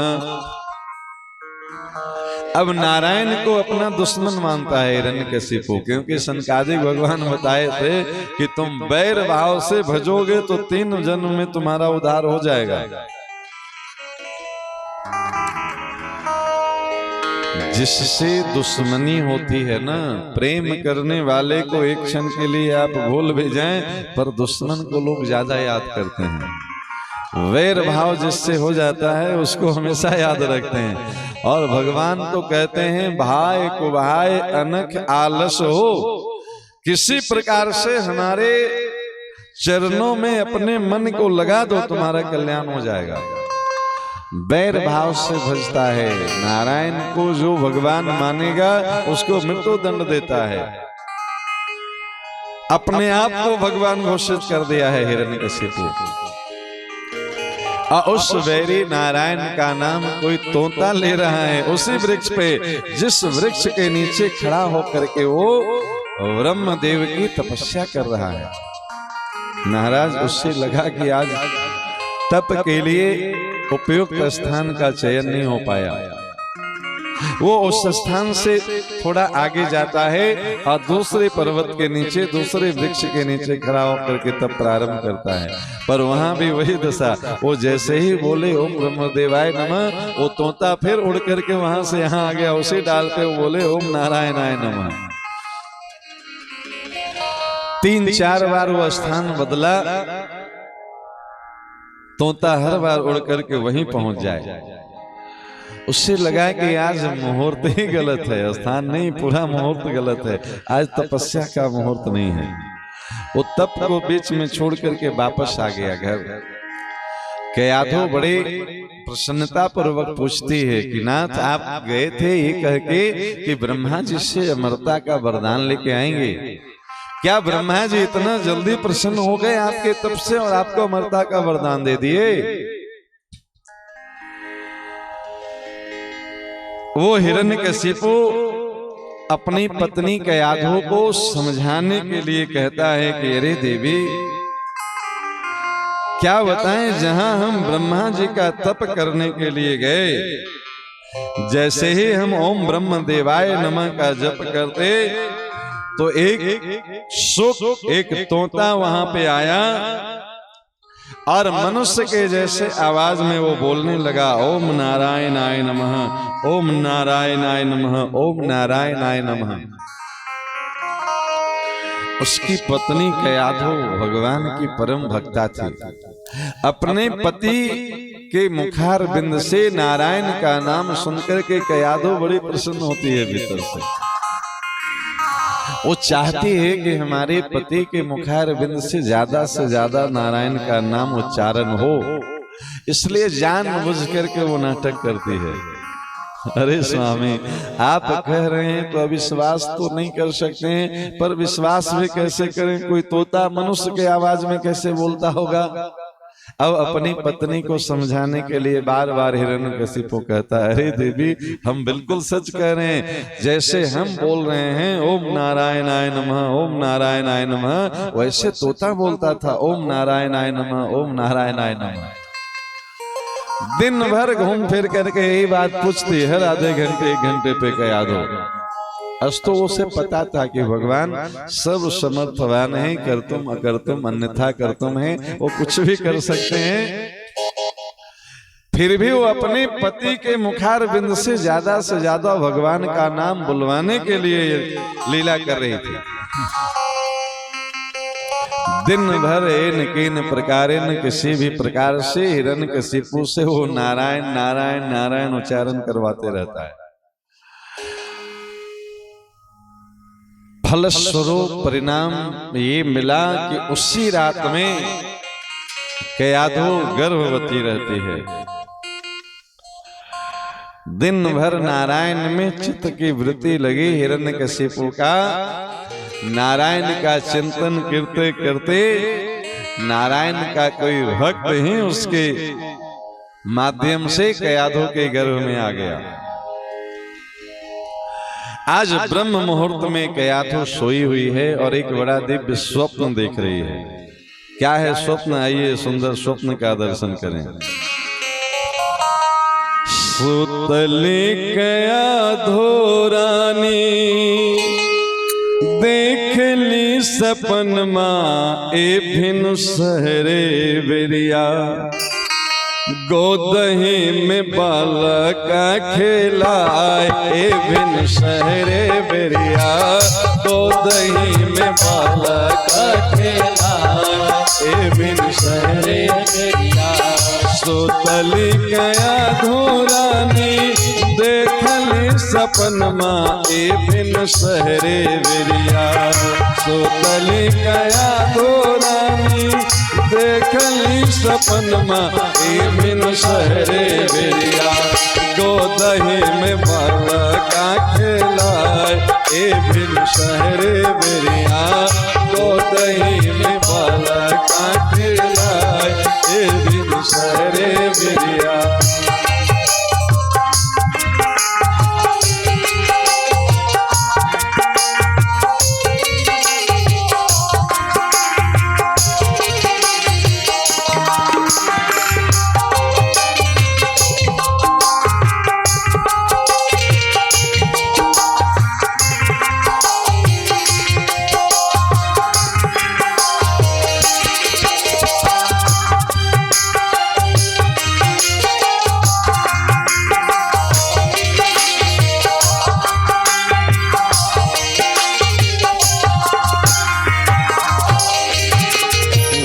में बैठल पूत जप हरि नममा ए भिन सहरे बेरिया।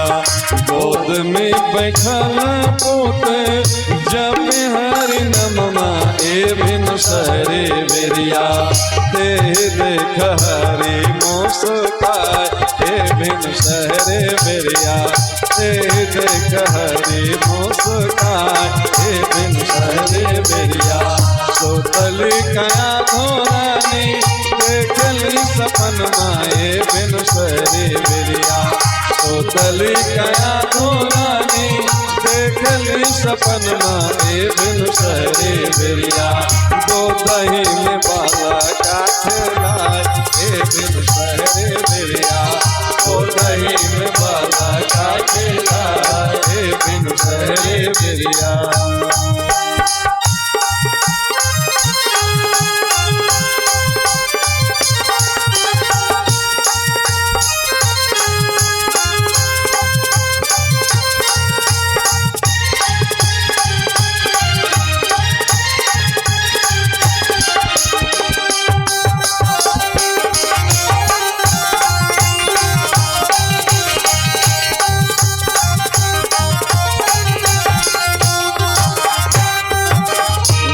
दही बैठला सुत बनल पुजारी ए भिन सहरे बेरिया।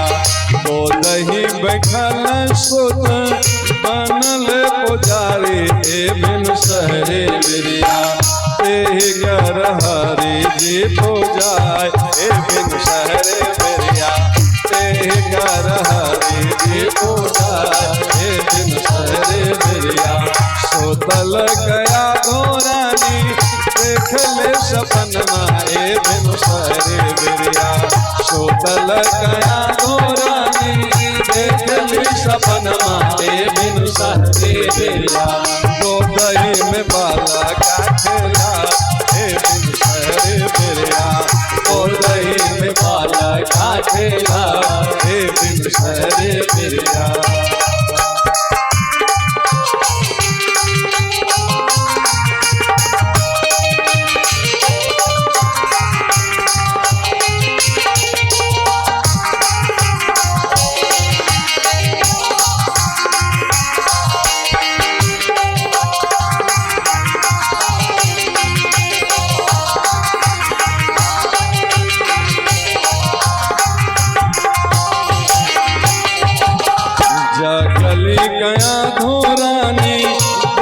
के सपन माए बिनु सहरे बिरिया जगल गया धोरानी देख के सपन माए बिनु सहरे बेरिया मन मन समझे हाथ बिनु सहरे बिरिया मन मन समझे हाथ बिनु सहरे बिरिया सोतल गया धोरानी देखली सपन माए बिनु सहरे बिरिया सोतल गया धोरानी देखली सपन माए बिनु सहरे बेरिया गोदही में बाला का खिलात बिनु सहरे बिरिया गोदही में बाला का खिलात बिनु सहरे बिरिया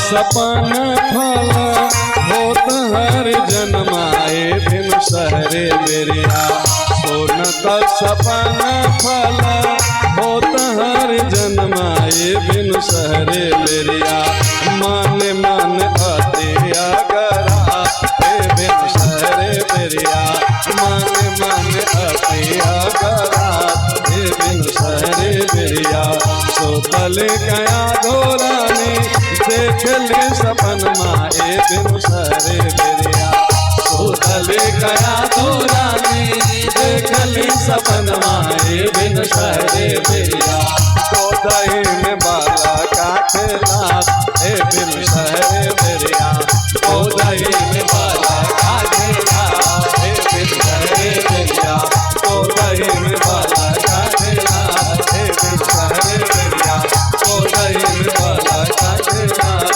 बिनु सहरे बिरिया। एक बार सभी लोग भाव से बोलेंगे राधे राधे हे राधे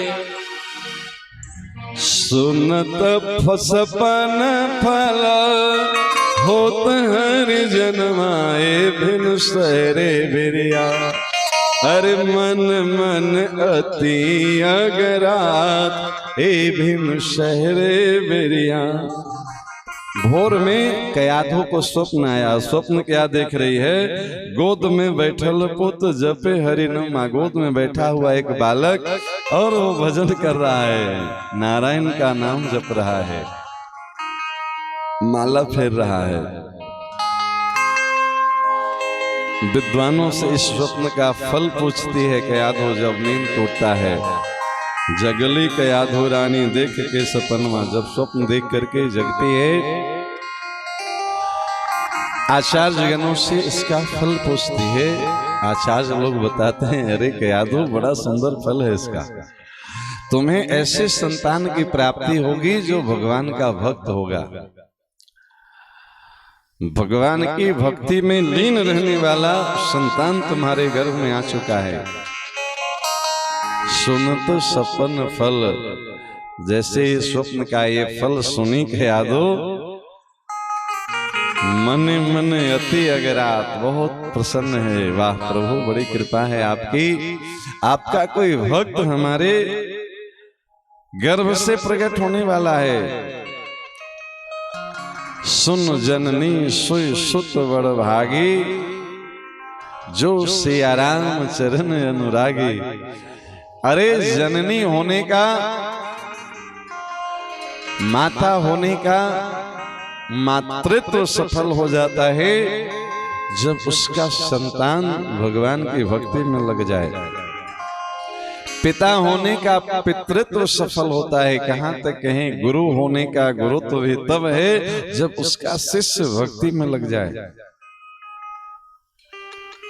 बड़े बड़े विद्वान से दीक्षा लेने के बाद भी, शंकर जी जैसे महादेव को गुरु बनाने के बाद भी रावण राक्षस बना रहा। क्या फायदा हुआ महादेव जैसे गुरु पा करके? और एकलव्य की मिट्टी की प्रतिमा से वो सिखा गए द्रोणाचार्य जी, जो साक्षात द्रोणाचार्य अर्जुन को नहीं सिखा पाए। एकलव्य ने एक मिट्टी की प्रतिमा बना ली थी द्रोणाचार्य की, और उनको प्रणाम कर करके वो धनुर्विद्या सीख लिया। वो सारी विद्याएं ग्रहण कर लिया जो साथ में रह करके भी द्रोणाचार्य अर्जुन को नहीं दे पाए। ऐसी ऐसी विद्याओं का ज्ञाता हो गया एकलव्य।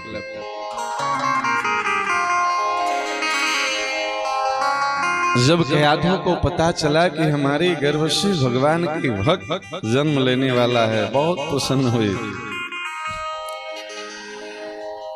थोड़े ही दिनों बाद फिर से हिरण्यकशिपु भगवान के भजन में गया, ब्रह्मा जी को प्रसन्न करने में लग गया।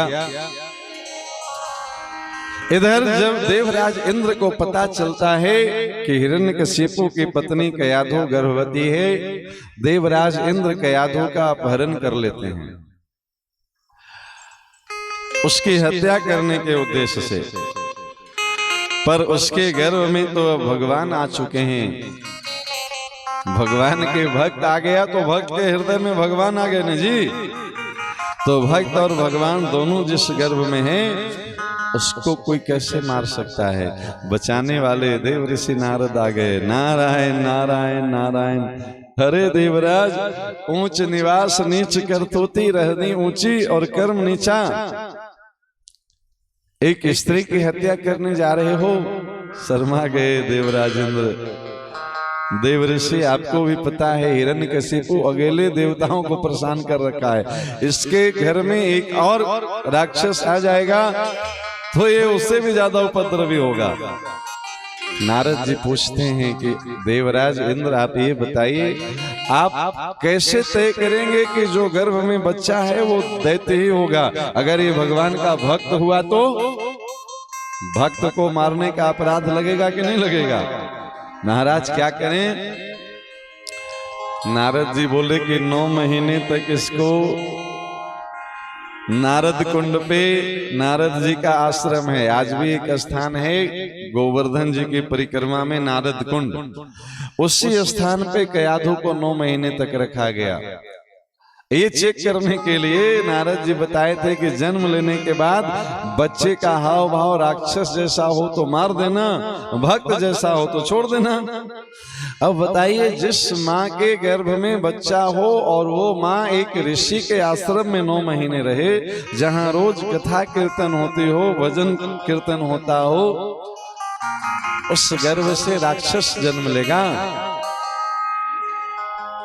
9 महीने बाद प्रकट हुआ बच्चा, और प्रकट होते ही श्रीमन नारायण नारायण नारायण, श्रीमन नारायण नारायण नारायण, श्रीमन नारायण नारायण नारायण, श्रीमन नारायण नारायण नारायण, भजमन नारायण नारायण नारायण, भजमन नारायण नारायण नारायण, लक्ष्मी नारायण नारायण नारायण, लक्ष्मी नारायण नारायण नारायण, बद्री नारायण नारायण नारायण, बद्री नारायण नारायण नारायण, अम्बा नारायण नारायण नारायण, अम्बा नारायण नारायण नारायण, शिव जी नारायण नारायण नारायण, शिव जी नारायण नारायण नारायण, सूर्य नारायण नारायण नारायण, सूर्य नारायण नारायण नारायण, सत्य नारायण नारायण नारायण, सत्य नारायण नारायण नारायण गुरुवर नारायण नारायण नारायण गुरुवर नारायण नारायण नारायण गुरुमा नारायण नारायण नारायण गुरुमा नारायण नारायण नारायण श्रीमन नारायण नारायण नारायण श्रीमन नारायण नारायण नारायण भजमन नारायण नारायण नारायण भगवन् नारायण नारायण नारायण श्रीमन नारायण नारायण नारायण श्रीमन नारायण नारायण नारायण भजमन नारायण नारायण नारायण श्रीमन् नारायण नारायण नारायण नारायण नारायण नारायण भगवन् नारायण नारायण नारायण बोले श्रीमन नारायण भगवान की जय। इधर जन्म से ही गर्भ के संस्कार लेकर के प्रकट हुए। प्रहलाद जी नाम रखा गया इनका। 9 महीने तक यही तो वातावरण। आज भी आप चले जाइए गिरिराज जी के तलहटी में 12 बजे रात में भी राधे राधे सुनाई देगा। परिक्रमा लगाने वाले 24 घंटे 365 दिन लोग इस भक्ति में वातावरण में भक्ति का संस्कार लेकर के बच्चा प्रकट हुआ। जैसे प्रहलाद जी का जन्म हुआ उधर हिरण्यकशिपु के समक्ष ब्रह्मा जी प्रकट हुए। बेटा तुम्हारी तपस्या से हम प्रसन्न हैं, वरदान मांगो। हिरण्यकशिपु बोला कि भगवान आप अगर प्रसन्न हैं तो हमें अमर कर दीजिए। ब्रह्मा जी बोले बेटा अमर तो हम ही नहीं हैं, तुमको कैसे कर दें। हमारी भी एक निश्चित उम्र है और समय के बाद ब्रह्मा भी बदलते हैं, इंद्र भी बदलते हैं। सब ये संसार है, आया है सो जाएगा, राजा रंग फकीर। शाश्वत तो परमात्मा है, परब्रह्म है, उनके बाद कोई अमर है नहीं। और कोई दूसरा वरदान मांग लो तो लंबी लिस्ट तैयार करता है हिरण्यकशिपु। बोला हम लिस्ट पढ़ते जाएंगे, आप तथास्तु करते जाइएगा, एक नहीं अनेक वरदान देना पड़ेगा। और एक एक करके लिस्ट पढ़ता जाता है हिरण्यकशिपु। हम न घर में मरे, न बाहर में मरे, न आदमी से मरे, न जानवर से मरे, न धरती पे मरे, न आकाश से मरे, न अस्त्र से मरे, न शस्त्र से मरे, 12 महीने में किसी महीने में न मरे। ब्रह्मा जी आपके बनाए सृष्टि के किसी प्राणी से नहीं मरे। ब्रह्मा जी बस तथास्तु एवं अस्तु कहते चले गए। पूरा वरदान लेके घरे आ गया हिरण्यकशिपु। क्या देखता है, जिस नारायण को अपना वो शत्रु मानता है उसी नारायण का भजन उसका खुद का संतान घर में बैठ के कर रहा है। उसके घर से ये भजन की आवाज आ रही थी, श्रीमन नारायण नारायण नारायण। शुक्राचार्य के 2 बेटे शंडामर्क हिरण्यकशिपु विद्यालय के अध्यापक प्राचार्य थे। उन्हें बुलाया गया, बच्चे को सौंप दिया गया शंडामर्क को। शंड और अमर्क 2 बेटे हैं शुक्राचार्य के। उनको बस एक ही होमवर्क दिया गया कि इस बच्चे को बस एक बात याद करवा दीजिए रटा करके कि हिरण्यकशिपु भगवान हैं, बस इतने सिखाना है इसको। शंडामर्क ले गए। उस बच्चे की प्रतिभा को देख करके गुरुजी भी समझ गए कि आज चेला नहीं गुरु ही मिला है। उसके दिव्य भजन के प्रभाव चेहरे पे अद्भुत थे। पहले ही दिन गुरुजी हाथ जोड़ दिए, बेटा एक बात बोले। हाँ गुरुजी बताइए। अरे अपने लिए न सही मेरे लिए एक बार मान ले कि हिरण्यकशिपु भगवान है। क्यों?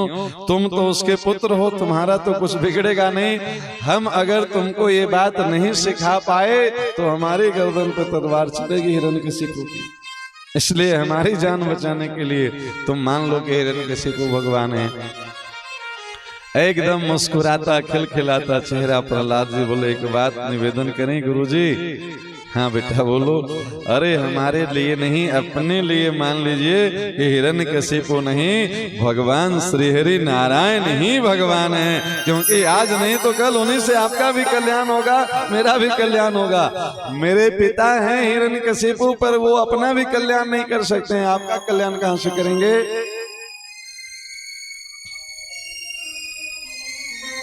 महीने 2 महीने बीती, हिरण्यकशिपु का बुलावा आया गुरुजी को। गुरुजी बच्चे को लेकर के आइए, क्या सिखाए हैं जरा रिपोर्ट देना पड़ेगा ना जी, रिपोर्ट कार्ड देनी पड़ती है। 3 महीने में बच्चे की प्रगति रिपोर्ट पेश किया जाए।